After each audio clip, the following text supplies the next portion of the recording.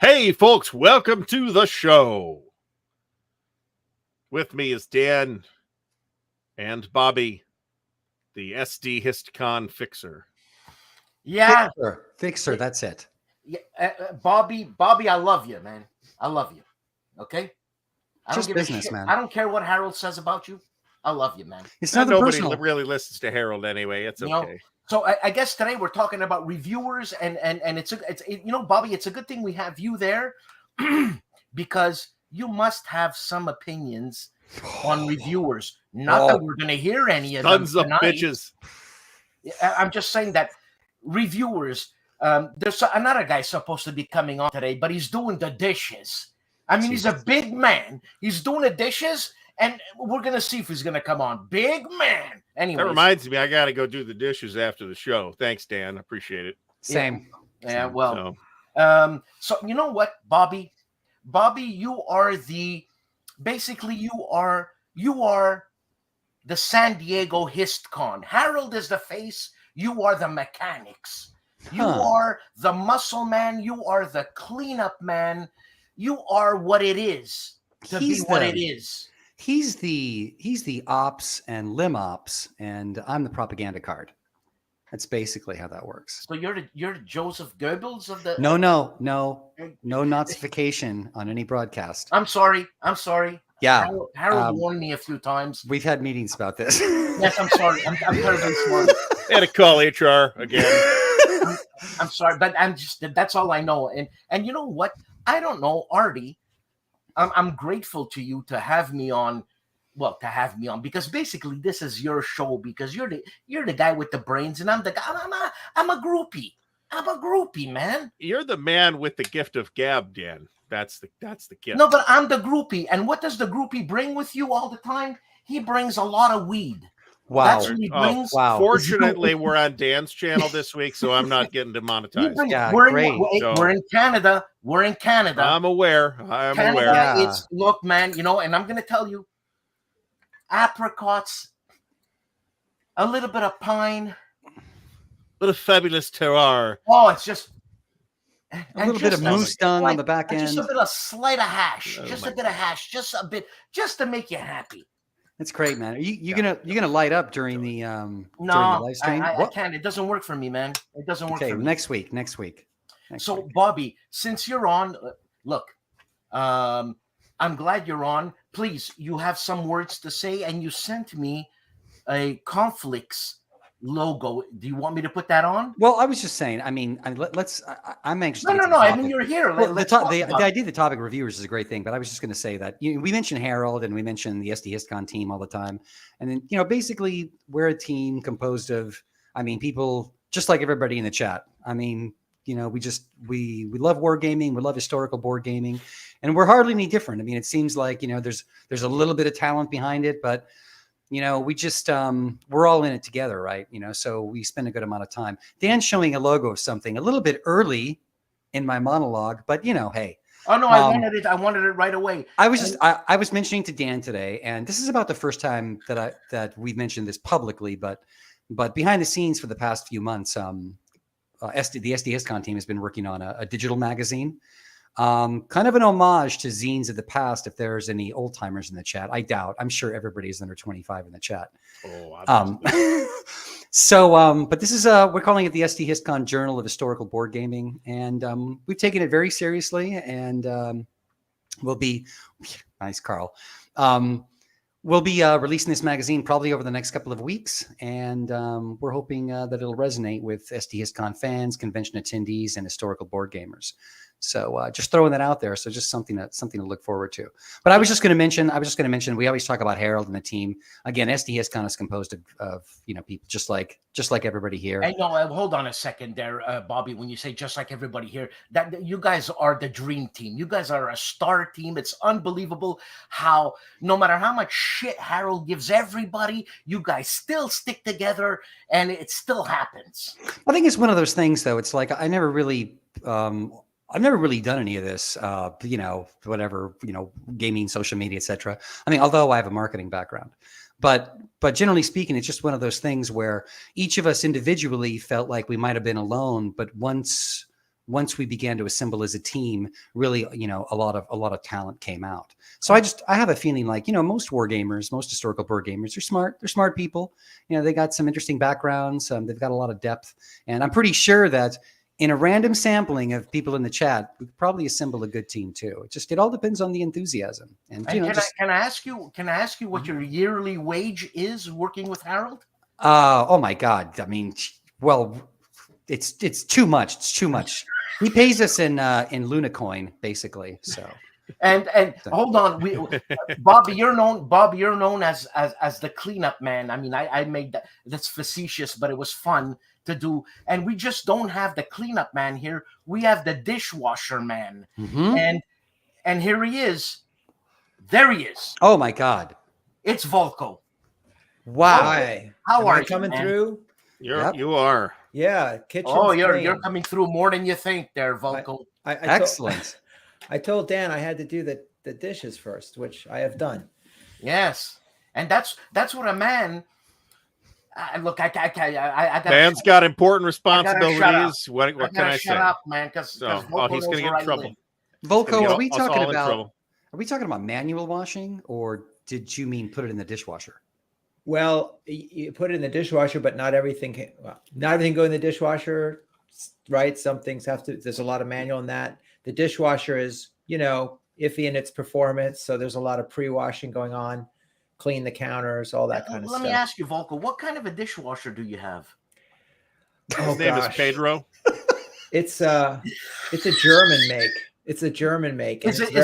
It's very complicated. Is it Bosch? Bosch? It may be, yeah. Well, they weren't they doing like pieces for the Messerschmitt BF 109? Yeah, well, that was in there maybe when they were in their better days, because that's a pretty damn good plane. And what kind of a coffee machine do you have? A Krups? No. No. It's I don't know what it is. It's a drip little thing. A drip, eh? And what's your Discord server called? Goebbels? Oh my God! We're doing it again. We're doing it again. Somebody call Okay, HR. I'm sorry. Marijuana, Nazis. Okay, so Yeah. I mean, no, it's more like Teutonic Knights, So we go. Yeah, I know you go. It's funny, Volko. You've gone from modern to like serious obscurity. I have fled the present world. That's accurate. Yeah. But the thing is that you're still actually you're more respected than ever because you're doing topics that nobody knows shit about. And so obviously you are the expert because nobody knows anything about that. So you're saying I'm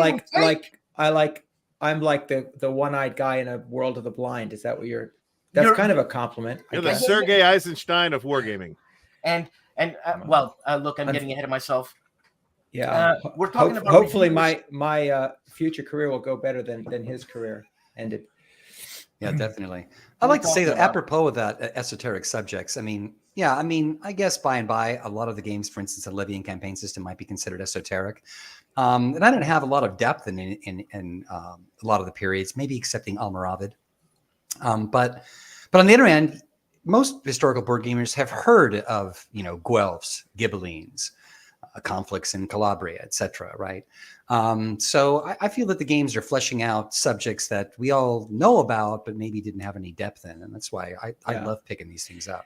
And I agree, and actually that's a big thing why I'm in it. Is I I kind of remember History 101. Yeah, Guelphs and Ghibellines. There was something I want to get to know that. Right. And this gives me the opportunity actually to. Sometimes I'm doing the research myself.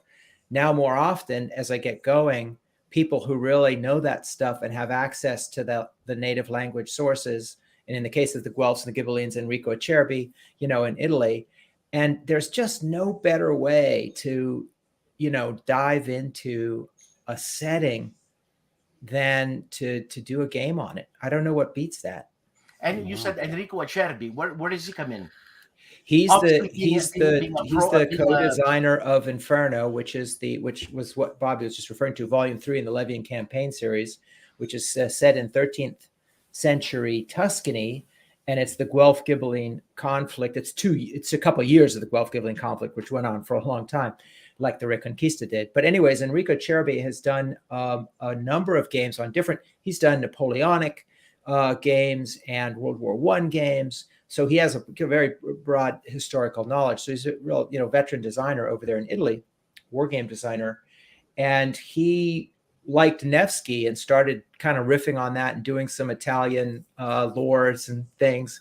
And so I got in touch with him and I said, do a Levian campaign design, would you? As something in Italy. And they're like, I think it was less than 3 months later, a complete first draft game, with historical notes. And now that game, that was a first draft. It went through a lot of additional work and enough that I, am not shy about calling myself co-designer, but really amazing. So the series enables me personally to tap into that. Like, what excuse would I have otherwise? To get that kind of access to a isn't designer. Enrico historical expert on that period? Yeah, I mean, he's published exactly, and so very often we'll get folks, Italian gamers to say, "Oh well, you have the name of that town wrong," and I just say, "Enrico," and he says, "No, in 1260, that's what it was called. That's how it was written," And I might not look like it there, people, but my dad is from Tuscany, so I'm. Oh, really? Where? From Marina di Massa. Oh, okay. That's just south of Pisa. Okay. Is that like, so? I know Massa Marittima. That's on our game. Well, it's around there. Basically, he's on the beach.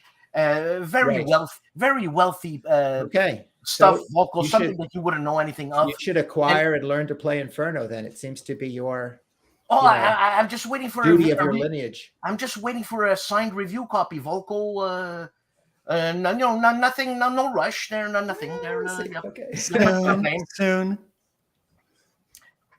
It's a very sunny and quiet. relaxing conflict, I assume, because it's in Tuscany. So it is.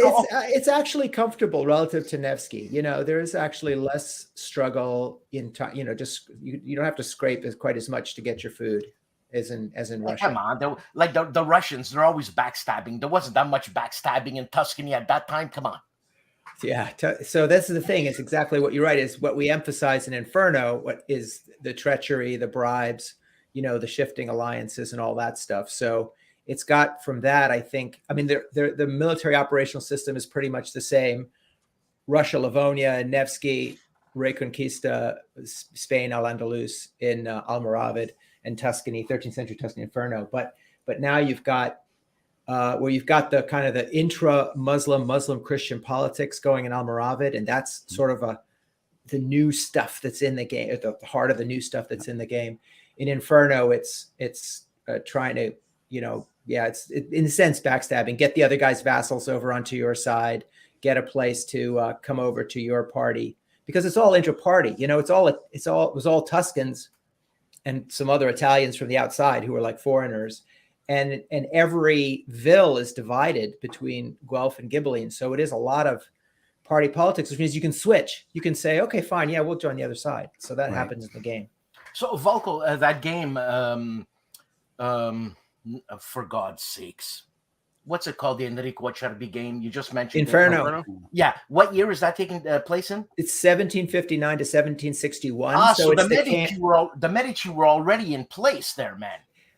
They're not important yet. I think they're there, but they're not. It's not the age of the Medici. That's coming still. Right? Am I mistaken? I thought the Medici were medieval. Well, they're there. I think they're there. They go back, but they're not yet running Florence, if that's what you mean. And what about Pancaldi? Are there any Pancaldis happening? Are there any Pancaldis? Pancaldi is an old name, my friend. Yeah, they're probably they were there somewhere. I don't know if they're in the game. I don't think so. Yeah, I know there was no Runkis or no Nunez or no whatever the bloody hell last names those are, but they weren't there, man. Yeah. Were they? And Nunez is Portuguese, right? Mm-hmm. Yeah. And it's been anglicized, right? I mean, in Portuguese itself, right? It's not pronounced with the dual syllables, so it's Nunes, both. So it sounds. I didn't know that. Interesting. Okay, cool. Mm-hmm. And Bobby, have you I was going to say followed up. Have you checked out your history? Like, how far does it go? Your name? Were you part of the pirates? Were you part of the conquistadors that wiped out the Mayans? Were you part of that? No, but I'm pretty sure I have royal lineage. It's just a hunch. It's likely. Yeah. I feel it. Sometimes it's the inbreeding kind of, it's probably something in there, but I feel a little, maybe a tiny bit of Habsburg jaw you got going on. Thank you. I think that's okay. Tiny amount. He's got the Habsburg jaw. Yeah, the Portuguese Habsburgs. Jeff, in comments, Jeff Beeler asked, does Dante appear in Inferno? And just really quick, yes, he does. So obviously, with of course Enrico's knowledge, and then I actually went myself and looked into some of these various very fascinating how many different translations there are of Dante into English. But anyway, yes, so we draw on Dante's poetry to name the scenarios and help tell the story of the campaign in the background book. So there is a kind of cameo appearance of some Dante verse in the game. Is there any Volko, is there any comedy? Like, is there any farcical stuff that happens in your game because there's divine comedy? I was gonna say, because of Dante. Yeah. Is there any farcical stuff?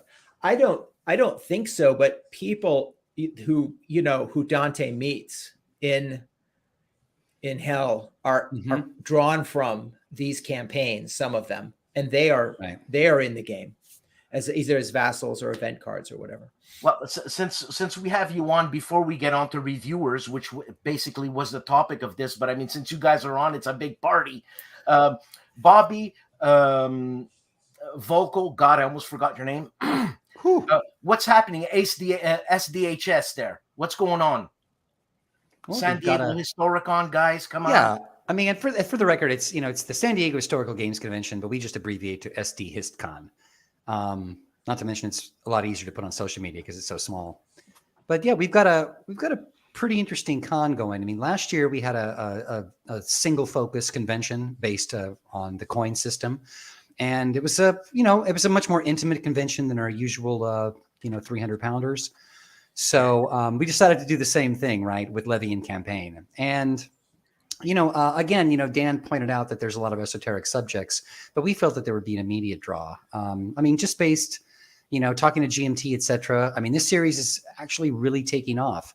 And there are just, there are already 5 coming, right, that we know that are going to be printed. And there's like a whole host of them, that are in various stages of development. I mean, some are quite far along.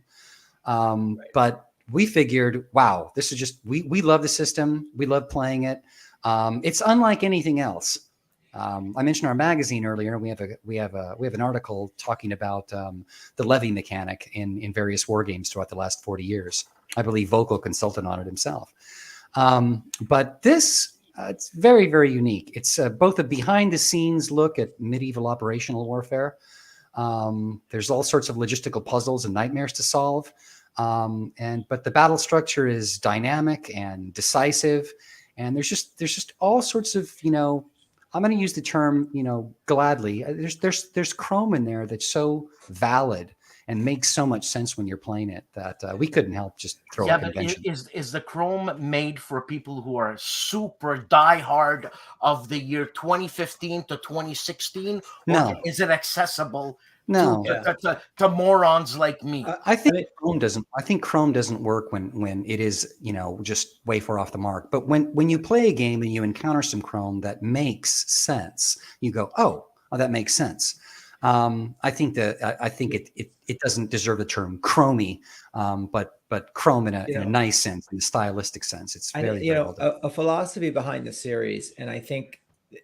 And behind this event on the 4th of June, the SD Hiscon Living Campaign Fest, that you will pick up from if you haven't seen them already, I don't know how you could have missed them, but all the wonderful peeks into what we're going to be doing that Bobby and others have been creating out there on social media.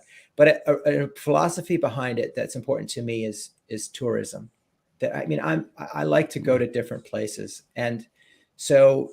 If it's an obscure setting, that's cool because I want to visit and see what that's like. but I'm not visiting it as a expert, right? If I'm a tourist, I'm going there not because I don't know a lot about it. And so that's how I want these games in Levy and Campaign to work and to appeal.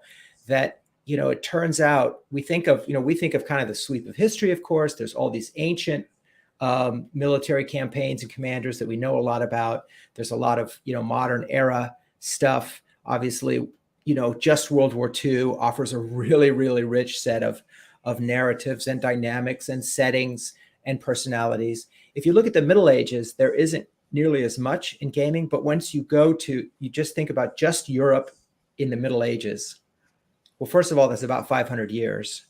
It's many, many, many nationalities, right? In a very dynamic cultural and political time, actually. And there are so many different places to visit, you know, that I want to be able to go around. And so this is what we're trying to offer also on the 4th is, you know, 10 different places in medieval Europe you can go visit, take your pick. You'll get some chrome, but the point of it is to let you visit that, you know, as a time traveler, if you will, not as an expert. Vocal. I don't want to correct you because who am I to correct you? But what the hell was there other than Europe in the 1500s? There was no states. Chinese had there was a no lot Canada. of No Chinese. Who cares? Yeah. So the Chinese. Right. The entire, you know, creation of Polynesia. No, I know. I'm just Indian subcontinent, the civilizations in Meso and South America, well, in Africa, they were great empires, and so on. And we kind of get a little bit outside of that. I mean, we have the Almoravids are Africans, right? Mainly Berbers, right? Coming from Africa. We're going to have the Turkic tribes coming out of Asia in Seljuk, you know, coming up against the Byzantines, the Byzantine Romans, if you like. And, you know, we have the Mongols have some cameo appearance in Nevsky, if anybody knows that game, and so forth. So, you know, we're touching around the fringes, but there's just so many. I mean, you know, every day it's another, here's a war, you know, on that continent, those 500 years that there's no game on whatsoever, you know, that we could do. And so the magic of it is that we're a band of wanderers on the Discord server, you know, creating and developing these different little trips in time. Vocal, right. On a completely different subject, okay? And as you're talking, these things come to my mind. Now, I'm going to use a hockey metaphor for this, okay? Now, you're the Wayne Gretzky. You're the little kid on the block all of a sudden who's like breaking records and all that. But then there's Gordie Howe, a.k.a. Mark Herman. Where the hell is he? You are creating new series, new this, new that. It's as if you sleep series. Things come out of your pores. This and Mark Herman, what does he do? He goes back to VG and he comes and he reprises Pacific War. Aren't you embarrassed? Aren't you embarrassed? Yeah, no. You should have Mark on to speak for himself. But he's doing that. Yeah, he's got that. It makes me think of Muhammad Ali when he didn't want to beat when he first. Who was the other heavyweight? Black man heavyweight. What's his name? It escapes me right now. Joe Frazier. Mike Tyson. Go back. Who? Mike Tyson. Come on, Vocal, please. Let's go back. Black and white TV.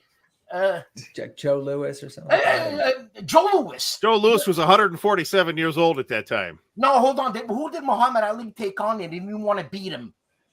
It wasn't Joe Louis. Who the hell that was? I'm talking about Vocal and Mark Herman here. Everybody, come on. Wait, did these guys play hockey? Yeah, we went from the most Canadian discussion ever to talking about Muhammad Ali. Sonny Liston. You know what I'm saying? But then think about, you know, Churchill, Pericles, Versailles, and, you know, there's a there's a Metternich version of that coming. You're just like Wayne Gretzky. You're so humble, this and that. But when it comes to stats, you shellac everybody. But I digress. Because I look at Bobby and Bobby's got a frown. Yeah. And I can tell that because he's got no hair on his head. We can tell right away. He's frowning. Here's the thing. My highest rated game on BGG is the one with Mark Herman, is Fire in the Lake.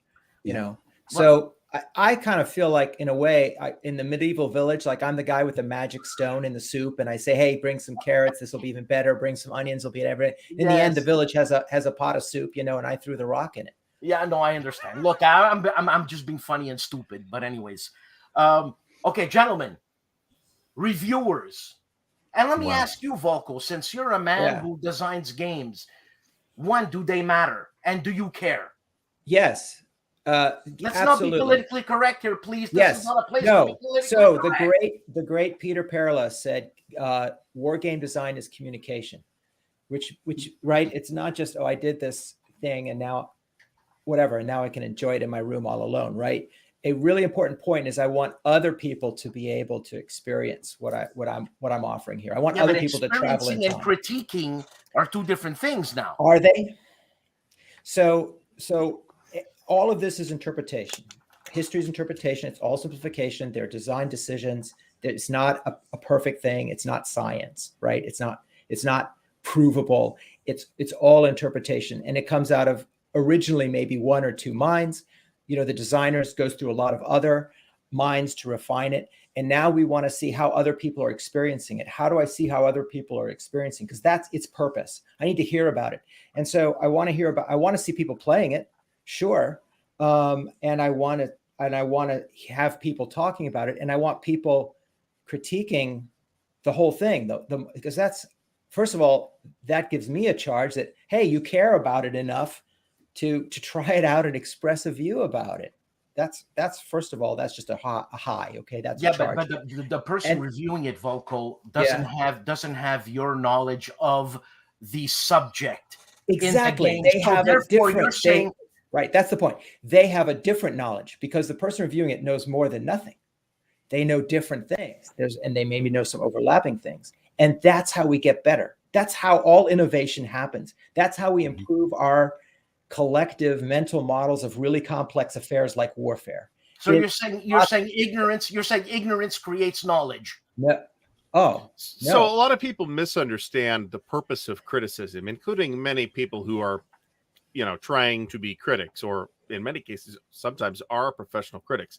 People think it's that the purpose is to criticize, which, is a thing that is, it's a tool in the toolbox, or they think that the job of the critic is to tell you what you're supposed to like and not like. And neither of those things are correct. The purpose of the criticism is the communication, is to tell people about the work, okay? And then by knowing the critic, you can then infer a whole bunch of things. This would interest me, this would not interest me. The critic hated this, but based on what he or she is telling me about it, I would probably like that thing. But the job is the communication, so that there's you've got non-overlapping magisteria here between the designers and developers who are doing one thing. They have the discipline of design, or the discipline of development is different from the discipline of criticism. But Volko, being a good student of life and just accepting criticism and knowing how to work with criticism, and I appreciate that, by the way. God, where was I going with this? Well, it helps to design games that everybody likes all the time. Look, so he designs games that nobody knows shit about. But they're good games. You'd be surprised. But you'd be surprised how much. Are you kidding me, Volko? Give me a break. You would be surprised how much we know, and how fine a detail just gamers, just hobby gamers come back with. Of course, because we're all into digging into these things. That's why we play these games.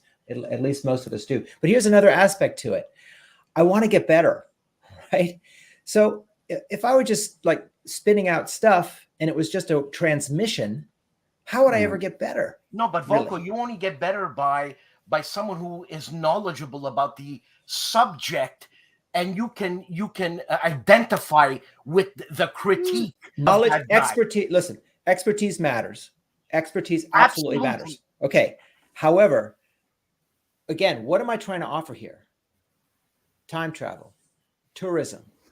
How did the trip go for you?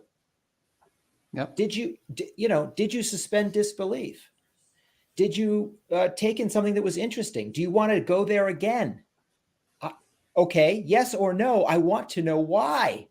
So what I Yeah. need is cogent articulation of that reaction, of that experience. So then, It Volko, might, why? it might involve expertise. It might involve different expertise. So why war games? Why don't you branch out into something Yeah. a little bit more vast where you can get the critique you want? Because war games were 10,000 and Eurogamers were 100 million, man. Right. So you would get way more critique and constructive Right. criticism So from be- a populace okay, like that. because I'm not doing this to earn a living. I'm going to do what fascinates me, right? It's just about passion. And I'm into military history. It's what I'm into. Mhm.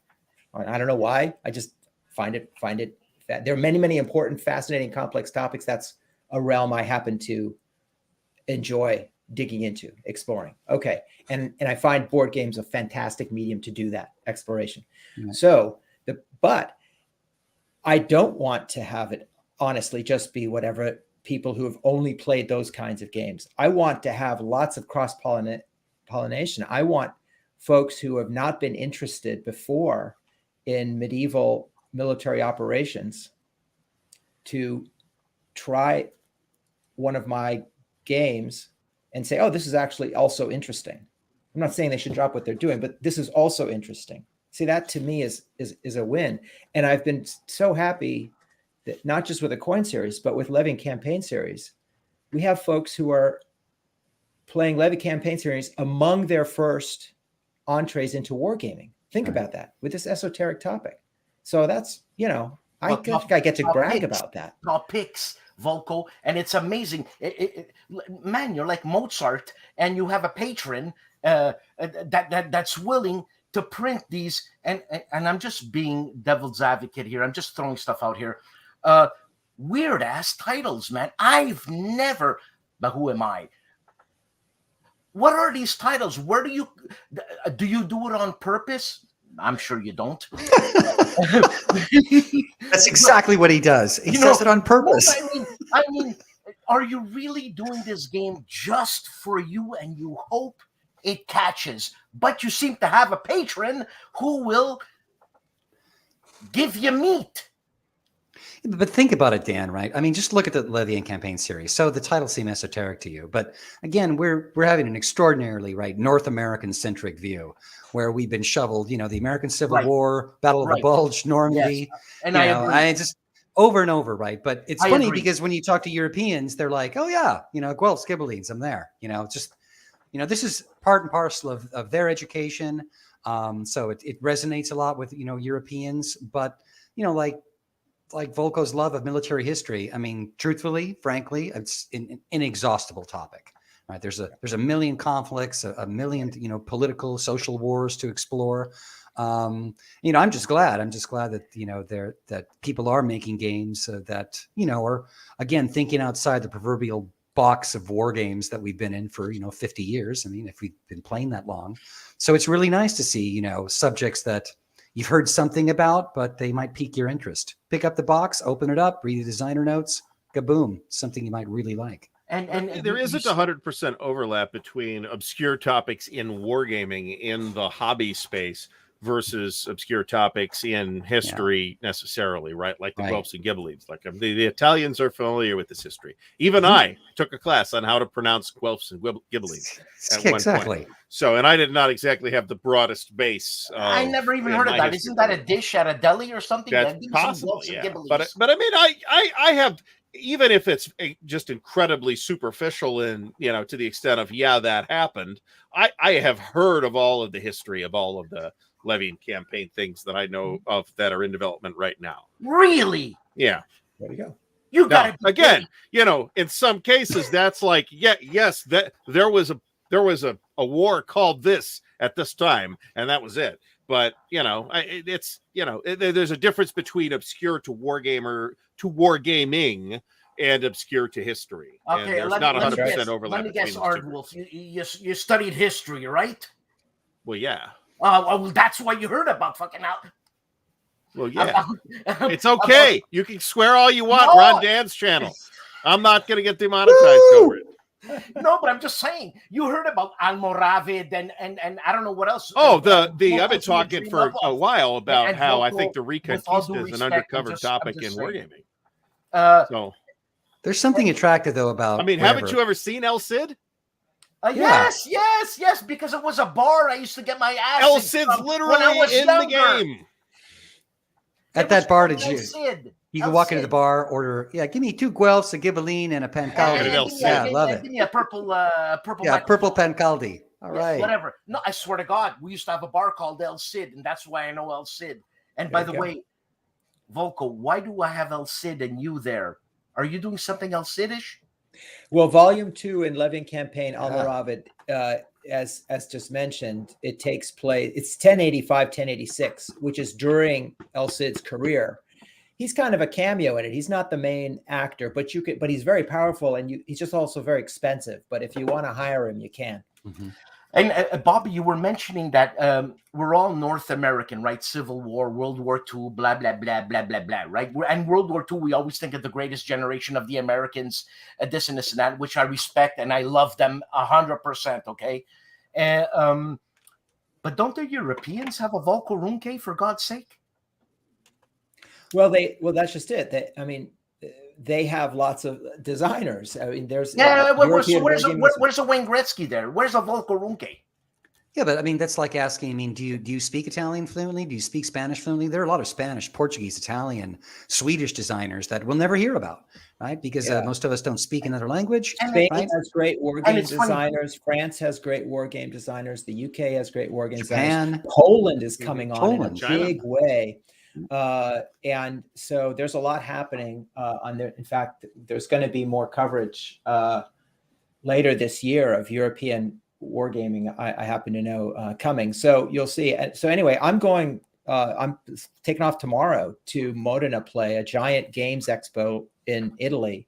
And there's going to be a whole, 24 table historical section that's hosted by the Association of Associations of Italian Wargamers, because they there had are a Franco multiple. for me, So yeah. there are multiple associations. There are multiple associations. It's like the Guelphs and the Ghibellines. They don't necessarily get along. It's like little Italian city-states or whatever. But there's an overarching association called BG Storico.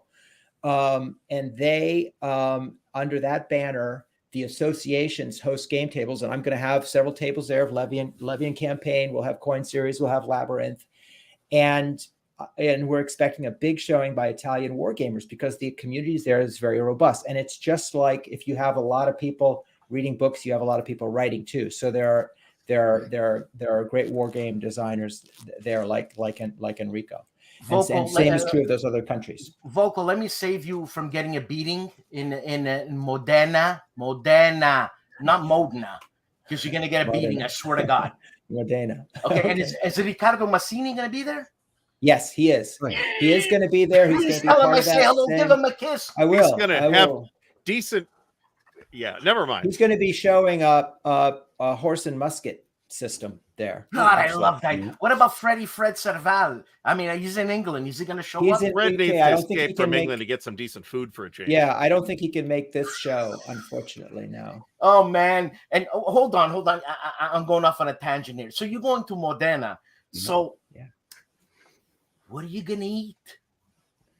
Oh yeah, we'll see. Guelphs, What do you mean? Ghibellines, Pancaldis.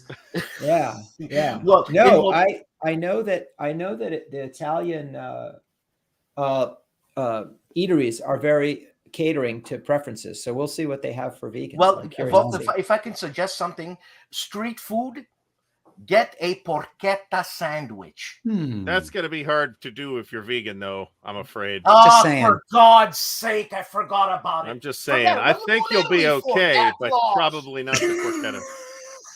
Jesus Christ, the guy's going to Italy. He's a vegan. He's staying So- healthy. Look at us. We're slobs. He's lean and mean. We should I take got to after keep him. moving fast. I got a lot of ground to cover yet. Jesus Got a Christ. lot left to do. Okay, bring some So, alfalfa sprouts. huh? I do have to run. Thanks for having me in. But I do have to Have to attend to pack. some other He can't affairs. take it anymore.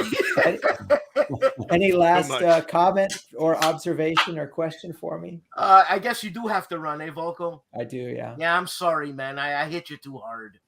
Nah, You nah.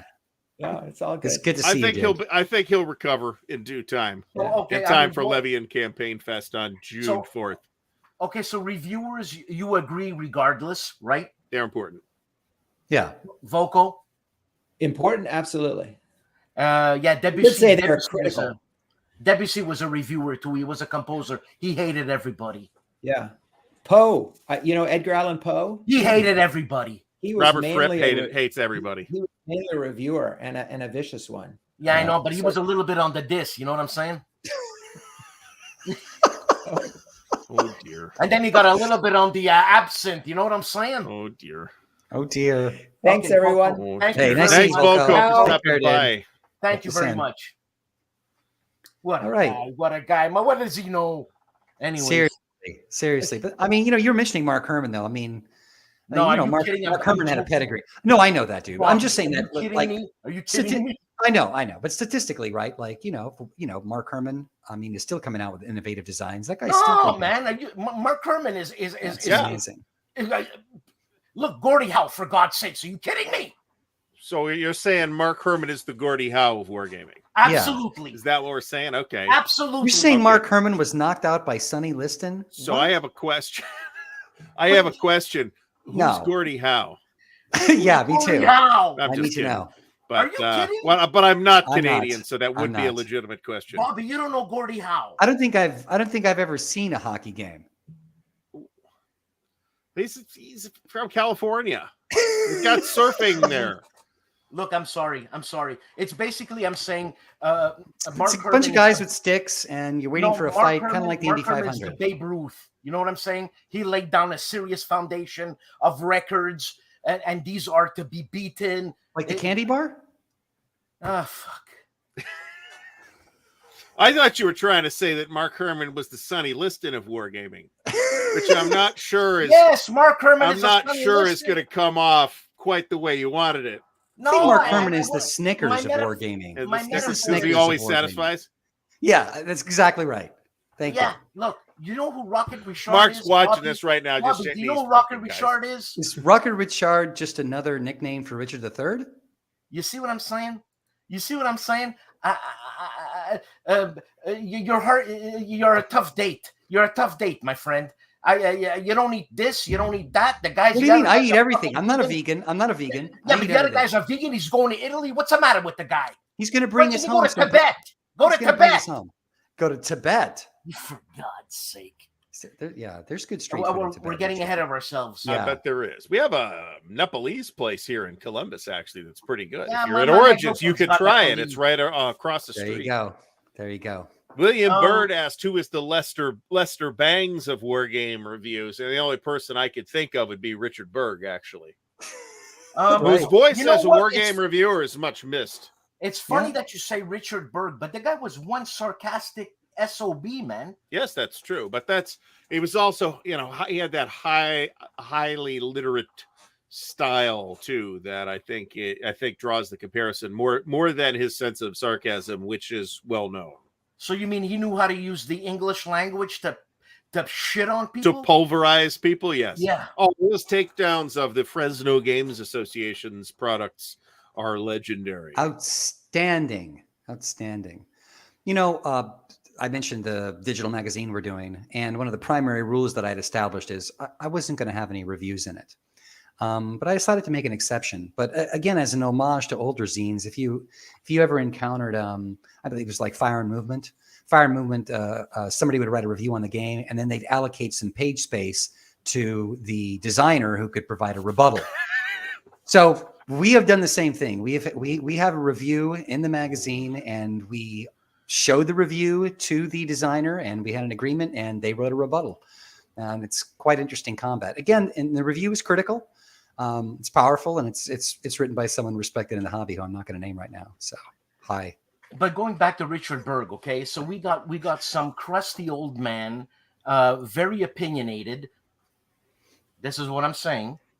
Crusty old man, very opinionated, very intelligent. He was crusty before he got old. He narcissistic. Oh, that's I know. three I guys know. on a live stream talking I about know. narcissism. I know. And the thing is that he would spew out anything he wanted to spew out, and it was published.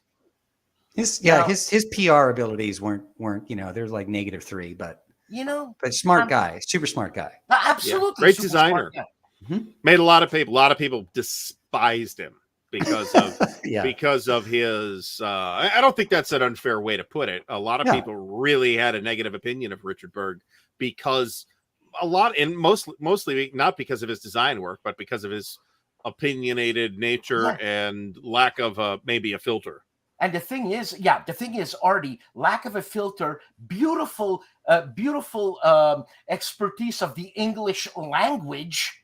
Sure. And the guy could have been in Parliament in England. You tell someone to go to hell other than being American. way.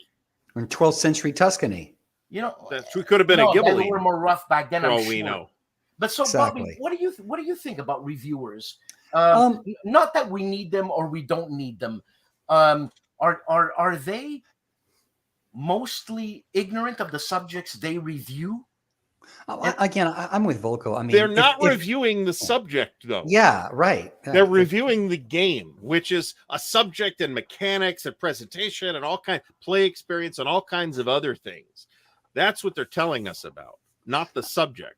Yeah, you don't have to be an that's expert in subject matter just to review something. You don't have to be a movie director to be a movie critic.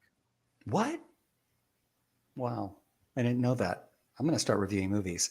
Yeah, but I have to agree. I agree wholeheartedly with Artie and with Volko too. It's like, I mean, if we relied only on experts to talk about esoteric subjects, first of all, it'd be very difficult, right? To get academics, for instance, to write reviews of historical board games.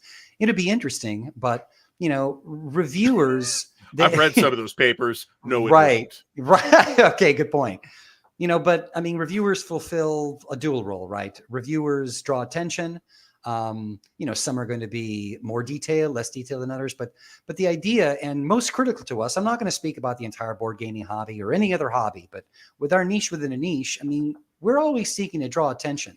Like everybody in this channel, I think, in the chat here, it tries to grow the hobby. Yeah, absolutely. Get somebody to come. So, there's a lot of talk, of course, that most board game reviews are inherently positive. And I guess that might be true. I mean, a lot of reviewers say, I'm not going to review a game I don't want to review, which is sort of like, Volko saying, I'm not going to design a game about something I'm not interested in. Right? It's and the I same respect pivot. that. I respect and appreciate that. And that being said, too, I mean, there is, people do pine for some criticism, but some people pine for criticism just to watch the world burn. So criticism just for criticism's sake, is, not necessarily a wanted thing. There are outlets for that. Yeah, there are outlets for that. Exactly. So, I mean, do they serve an important purpose? I really think they do, especially in our hobby. Do I pine for reviewers that are a little, scathing, perhaps like a Berg, or perhaps like some reviewers in Fire and Movement or Perfidious Albion, Charles Vasey's zine from 20, 30 years ago? Sure, I think they have a place too. And like I said, we made a place for that in our own magazine. But, I think all of us, no matter what, are interested in a fair review of something. So Bobby, when you read a review, and I'm going to say Richard Berg just because we're talking about Richard Berg, you know how to take the sarcasm out of it and take what he really critiques in his summary. You would know how to make a difference with that, right? Well, I mean, that being said, I mean, I would really enjoy watching a designer critique another designer's game. I think the flame war that would ensue would be so amazing. Yeah, it's not going to happen. Bonfire the designers. There's just something inherently attractive about that because you have designers who have their own. It's like Thunderdome. It would be like Thunderdome. I remember Richard Berg on the Guns, Dice, and Butter podcast, and Volko was on, and Mark Herman was on, and I believe at the time there were only 3 coin games out. And Berg was like, coin, oh my God, come on, that's not going to go anywhere. What are you talking about? So it was just, and Volko and Mark, of course, were extraordinarily great. No, but that's fantastic. Right. But by the same token, all Volko had to do was, yeah, but have you played him? I don't need to play him, Pally. So there's that, right? A designer critiquing another designer is interesting, but again, I think a lot of designers maybe accepting, somebody like Volko or Mark Herman, or, a lot of designers, they design like one type of game, like maybe I just design, let's say you're a brilliant designer in the OCS system. And it's awesome. It doesn't necessarily mean you're going to be a great reviewer of a Euro game, right? You know, it might be something you don't like. I just think it's very difficult to find good reviewers. I think that we are blessed with a bunch of them, you know, in our hobby. I think they're great. And I think there's even room for more. Also, though, I want to say that I love a lot of the popular reviewers, but to be fair, I depend a lot on reviews on like Board Game Geek or happenstance commentary on Console World. I geek buddy lots of players and Board Game Geek users that I appreciate their viewpoints, or maybe I played with, or maybe I've agreed with in the past. So every time I look at a game I want to, you know, plunk my hard-earned dollars on, I look to see, you know, for instance, of, you know, what you know, Carl the War Game Bootcamp might say, right? Or Tim Porter, or I have a liking for this user named Chris Farrell. He lives local to me, and he's a scathing reviewer, but he has such a vast board gaming pedigree, and he's playing every day. He has lots of hours. So I generally tend to trust his opinions. I'm just saying that reviewers don't have to have a following to be, you know, legitimately reviewing something. But a new guy watching a guy like Calandale, okay, he doesn't know Calandale like we know Calandale. Okay, we've grown with Calandale. We know he's cynical and this and that, and we basically his whole life is on YouTube. But a new guy coming in, he's going to listen to this guy. He's going to say, "I'm not going to buy this game. It's a piece of crap," because Calandale or Richard Berg says it's a piece of crap. But going back to Richard Berg, you know what I'm saying? And going back to Richard Berg, Volko, and Mark, they have a mutual love and respect for each other. That's it's understood. It's fundamental. So they can critique each other without it being facetious, man. Maybe. I mean, Calandale is an example, though, right? Calandale is a sort of stream of consciousness. So, you know, reviewer, right? You know, he has tens of thousands of hours, right? That's something. Let me just say, though, that when I returned to the hobby, I don't know, maybe like 7 years ago, right? I mean, I hadn't played in 20 years. The only games on the block were like, you know, Marco Arnaudo and Calandale and the Ham Tag team. You know, I love those guys, you know. Yes. But after that, right, we have, I mean, it's blossomed after that. You know, you had one podcast, the Guns, Dice, and Butter podcast. This was all that was available. So you had to greatly depend upon that input. You know, I love the Ham Tag guys. And then I realized that after buying lots of games that one of them would suggest that it didn't fit with me. You know, I think I tend to side now everything that Greg Schmitkins liked, I like. But I would trust Judd Vance, and it turns out, you know, the games that I like, the games that he liked, weren't necessarily. You're more of a Schmitkins guy. Very much so. Me I mean, too. a lot of the games that he recommended. Yeah, well, the games that he would recommend, you know, I almost didn't get. I mean, I'm talking about, you know, they talk about a lot of games, but after a while, I began to realize that, you know, Greg and I were more an affinity for things I liked. So I trusted his word a lot more than the other two. Not that the other two weren't trustworthy. Bobby, but you're an old grognard. I am, but you know, whatever. You know, after college or during college, I was like, you know. But you don't look crusty. I bought out of the hobby. I'm crusty, dude. You know. No, I don't think so, man. Past my Call mid-50s. that vitamin D. Past my mid-50s, man. You're past your mid-50s, eh, Bobby? Yeah. I bet you I'm older than you, okay? So just relax, young man. Hey, take it easy. Order a Pencaldi on rye, huh? For God's sakes. And what was I going to say? I was going to say something. Blah blah blah blah blah blah blah. Do you like Calandale as reviewer? I like Calandale. I do. Because he is creative consciousness. He does make rules mistakes and sometimes reaches a conclusion based on those rules mistakes. But if you watch the whole thing, you know that, and you can take that into account, right? The job of the critic is also not to be infallible and not to misinterpret anything or make rules mistakes or whatever. That is going to happen. That happens to us playing OCS that we play twice a week, every week. So, you know, that happens. Yeah, he's very much homebrew, right? I mean, everything. I always feel like I just, you know, I walked. Oh, over he doesn't even use house. Plexi. Exactly. That's hardcore. Hardcore. Yeah, exactly. And you know, I feel all the time. I've walked into a friend's house. He's not even paying attention to me. Maybe offer me a beer, but he's just, you know, talking like, "Well, let me see here." I very much feel like I'm being walked through the game in many ways. Yeah. You know, you might white noise it because there are lots of hours, right?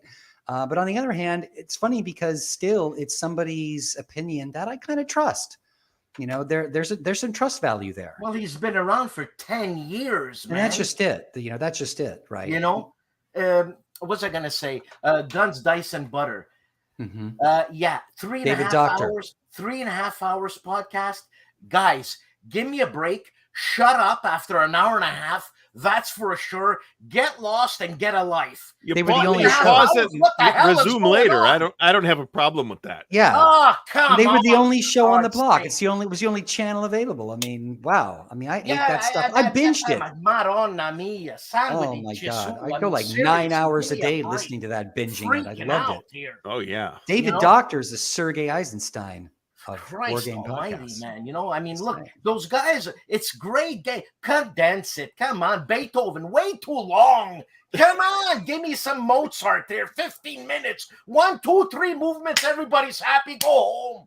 Give him screw both Beethoven. Give me Little Anthony and the Imperials. Absolutely. Jesus Christ, man. But they're 2-minute songs.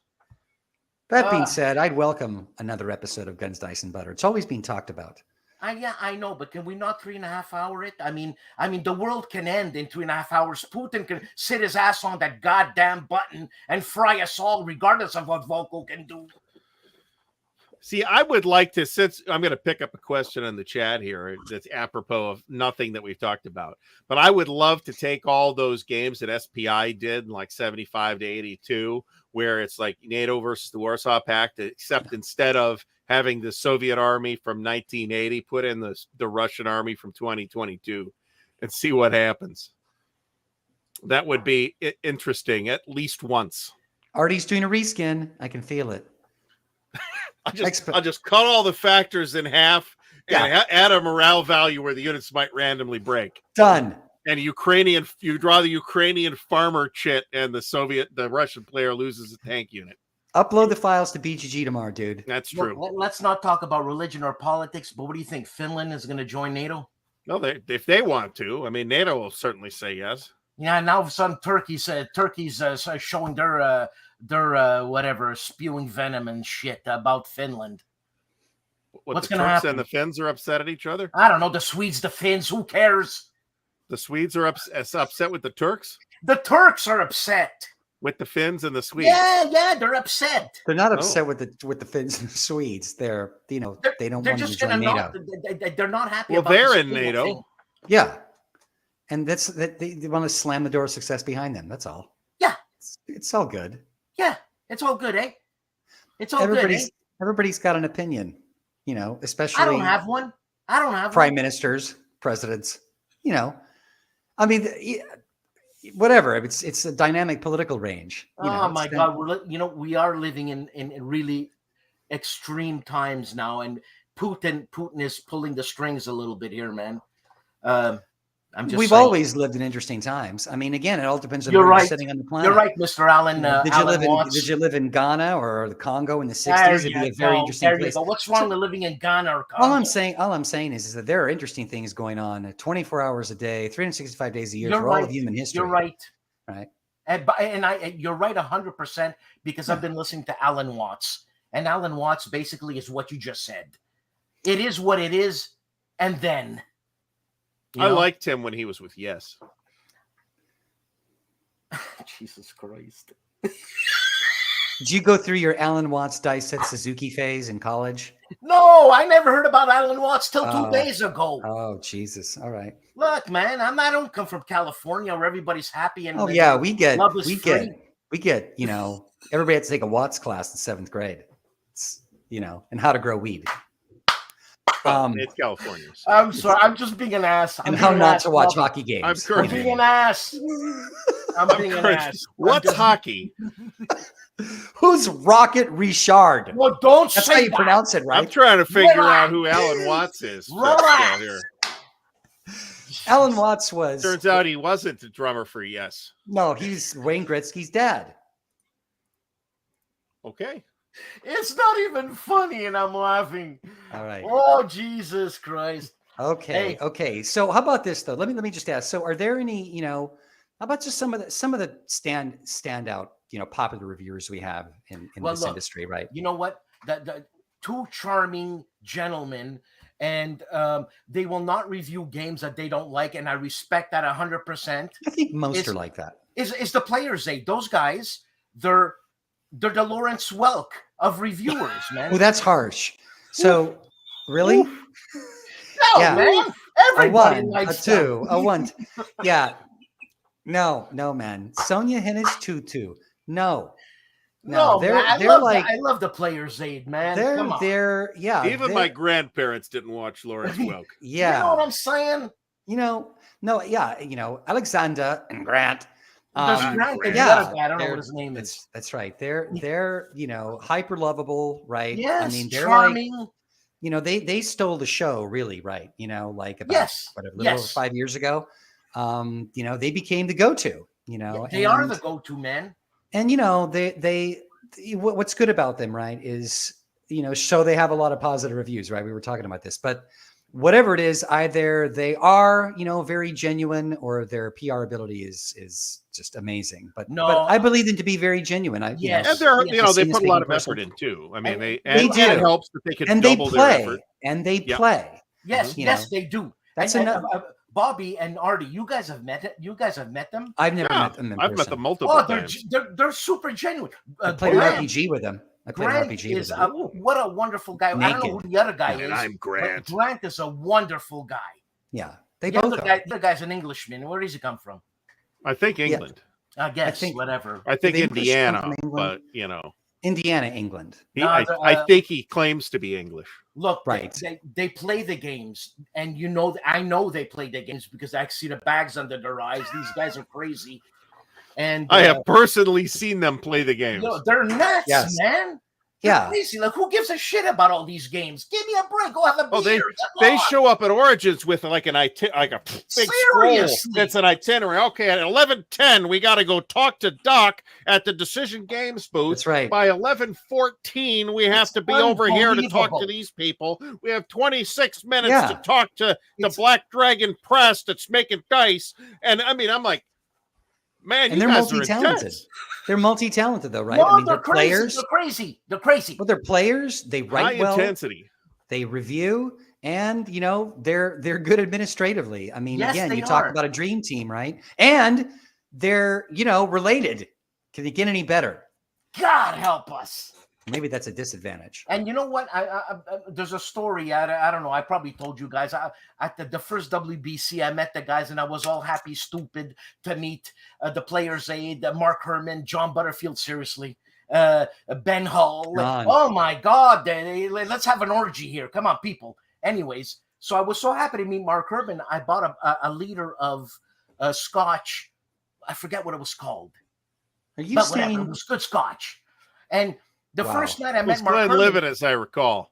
The first night I got there, me and Mark and I, we finished half a liter of that Scotch. I was plastered. I was in my room. Oh God, I was dethroned and everything. That's all I remember. I don't think I've ever drank at a war game convention. I never seen any alcohol. Okay, and I remember Mark. The next day, he's all happy. Winterfest. He's all this and that, and I'm like, holy shit, this guy's hardcore. So we had to wait an extra day to finish the other half. And the other half we were playing, which I thought we were playing. Fire in the Lake? Yeah. So you heard the story. Of we course. Were playing Fire in the We've all Lake. seen the video. Jesus Christ. We've playing the expansions. I was so hammered. That, yeah. I don't know what I was playing. We follow you, right? Like NEH, it has a following, right? Maybe you don't do reviews, but you're a part of the hobby, right? You're, Saturday morning. Why I don't do reviews, Bobby? Do you know why I don't do reviews? Because I don't play war games, man. Well, you gotta, I don't understand that, Dan. I just want to say, I'm a groupie, Bobby. I'm a groupie. Let me tell get you down to WBC so you can play some more games. And Dan's got a little bit of Dan's got a personality, right? But underneath it all, right? Like, he's a little ribald sometimes, but in writing, Dan doesn't really sound like Dan unless he wants to sound like Dan. He sounds like any other highfalutin MBA. No, man. He does. He does. I don't have the words, man. So it's funny. It's funny that you do. You're being humble, and I think you're putting yourself down purposely. But let me just say that if you did play, I think, man, I think you'd have a lot to say. I mean, you might be the next Calandale. Yeah, and Bobby, and I appreciate you because you saw me right away. You saw the ADD, and you knew how to speak to me. And I thought, look at this guy. I'm going to follow him to the end of the world. Well, I like because being this guy taught knows that how to way talk too. to me. No, I like being taught that way too. I mean, you tell a story, right, when you're teaching, you know, not just Confucius. discussing You know what I mechanics. mean? Buddha. You know who are these guys? But anyways, Bobby, before we leave, can you tell us the SD8 Hiscon before we leave? Tell us what's going on. SD Hiscon. We have a Levy and Campaign Fest going. This is a convention that digital, online only convention. Wah, wah. But you know, these things still are good for getting together. It's going to be held on Discord. It's like all of our other conventions in the past 2 years, but solely focusing on one game system, the Levy and Campaign game system. There are already 2 in print, Nevsky, Almoravid. They're trending. There's another 3 games in the P500 pipeline and another dozen behind that. We're featuring 10 various, periods throughout the Middle Ages. There's a lot of designers who already have a designer pedigree designing some of these, a lot of new designers. We've met them all. And these are serious people, my friends. These are serious people, enthusiastic people, fun people to hang around with and know their stuff and love it. And they are going to be showing this stuff off. And just imagine if, you were able to attend a convention like 9 or 10 years ago. There was maybe one coin game out, right? And you're like, we're telling you, this is going to be the next big thing. Yeah. But you came there and you saw the next 9 in line.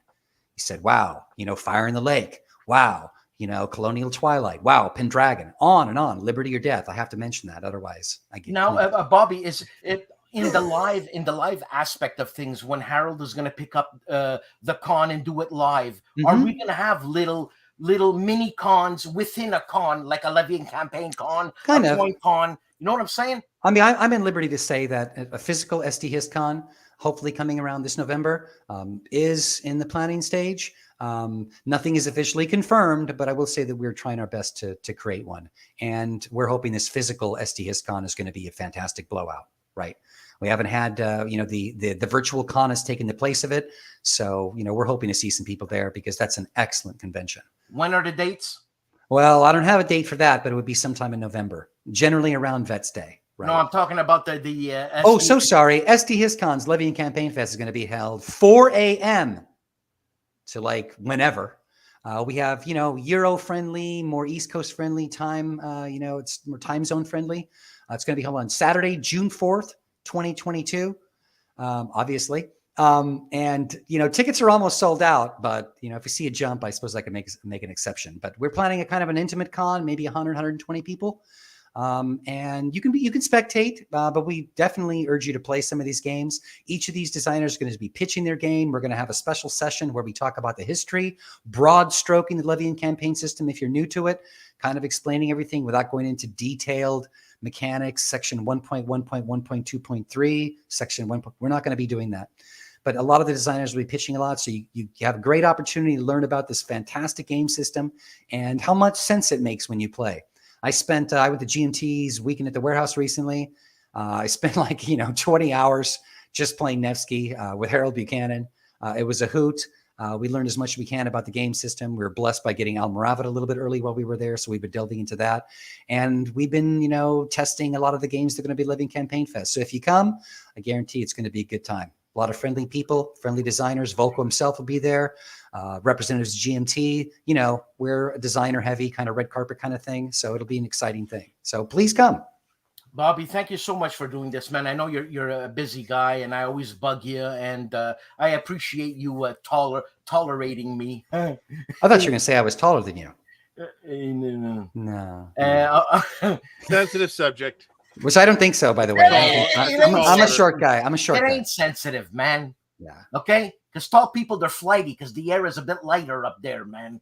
I'm more grounded, man. You know what I'm saying? Got more hair, too. So, anyways, yeah. Hey, no, thanks for the opportunity, man. I love hanging out with you guys. Hey, we'll do it again. And thanks for coming. Please stick around 5 minutes. Artie, thanks again. People, thank you very much. This was a lot of fun. And hasta la vista, baby. All right. Ciao.